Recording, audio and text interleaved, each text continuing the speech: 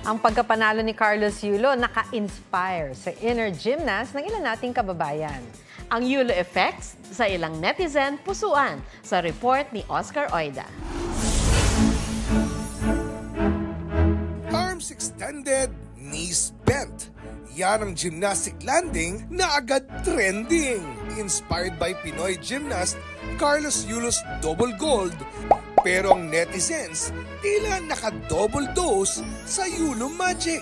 Paggising pa lang ni Romar, do the landing na agad ang inatupag. Buong araw siyang naalog basta ma-achieve lang ang tamang lapag. Pati pagbaba ng motor. Aba, bigyan ng perfect score.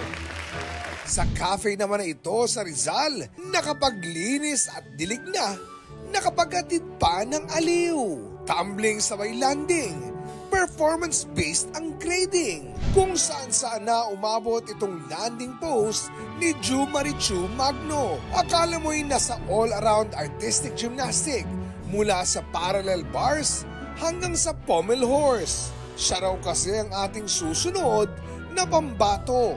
Ayun lang, muntik pang maging kwento. Oscar Oida, nagbabalita para sa GMA Integrated News.